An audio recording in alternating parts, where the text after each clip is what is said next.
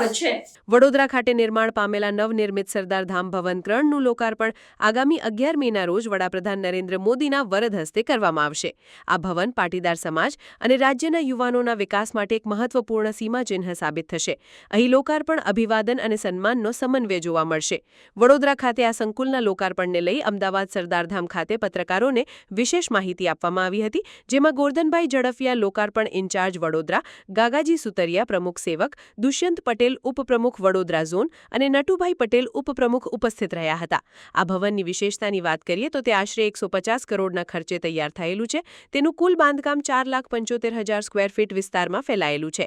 ભવનમાં 278 રૂમની આધુનિક વ્યવસ્થા, ટ્રસ્ટીઓ તેમજ એનઆરઆઈ અતિથિઓ માટે અદ્યતન અતિથિ ભવન અને 1000 વ્યક્તિઓની ક્ષમતા ધરાવતો વિશાળ હોલ ઉપલબ્ધ છે, જે ઉચ્ચ અભ્યાસ કરતા વિદ્યાર્થીઓ માટે સુખદરૂપ વ્યવસ્થા કહી શકાય।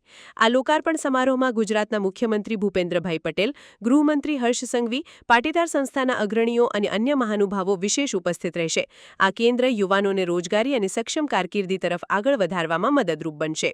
વડોદરા લોકાર્પણનું વિશેષતા લોકાર્પણની એ છે કે એ 150 કરોડના ખર્ચે ડોક્ટર દુષ્યંત દક્ષા સંકુલ બન્યું છે।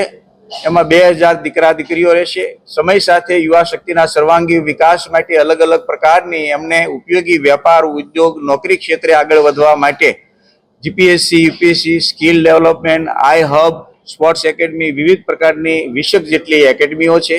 સાથે સાથે સરદાર ધામ આગામી સમયની અંદર ખૂબ શૈક્ષણિક ક્ષેત્રે પણ કામ કરવા જઈ રહ્યું છે। આ વિશેષતા છે। મિશન 2026 અંતર્ગત આ 200 કરોડનું સરદાર ધામ બન્યું। બાજુમાં સરદાર ધામ 2 200 કરોડના ખર્ચે બન્યું અને આગામી સમયની અંદર સરદાર ધામ યુનિવર્સિટી સુરત ખાતે બનવાનું કામ શરૂ થઈ ગયું છે। રાજકોટ પણ 2000 દીકરા દીકરીઓ માટેનું શૈક્ષણિક સંકુલનું કામ શરૂ થઈ ગયું છે। મહેસાણા ખાતે પણ કામ શરૂ કરવા જઈ રહ્યા છીએ અને અમદાવાદમાં ટૂંક સમયની અંદર જમીન મેળવીને સરદાર ધામ યુનિવર્સિટીનું નિર્માણ કરવું એ સરદાર ધામ ટ્રસ્ટનું સપનું છે। અને વિદેશની અંદર સરદાર ધામ ટ્રસ્ટ પણ રજીસ્ટ્રેશન થઈ ગયું છે। વિદેશમાં વસતા આપણા ગુજરાતી બંધુ ભગીનીઓ અને સમાજના લોકોને ઉપયોગી થવાનો ત્યાં પણ અમારો પ્રયાસ છે। એટલે સરદાર ધામ વિશ્વ પાટીદાર સમાજ છે। 11 તારીખનો આદરણીય પ્રધાનમંત્રી શ્રી આ 150 કરોડનું જે લોકાર્પણ છે એમના વરદ હસ્તે લોકાર્પણ થઈ રહ્યું છે। મુખ્યમંત્રી શ્રી ભૂપેન્દ્રભાઈ પધારે છે, નાયબ મુખ્યમંત્રી શ્રી હર્ષભાઈ સંઘવીજી પધારે છે અને આ કાર્યક્રમમાં સમાજની 8 મુખ્ય સંસ્થાઓ દ્વારા સાહેબનું અભિવાદન થવાનું છે। 150મી સરદાર વલ્લભભાઈ પટેલની જન્મ જયંતિ અંતર્ગત નરેન્દ્રભાઈ મોદી સાહેબને સરદાર રત્ન એવોર્ડથી અમે નવાજવાના છે।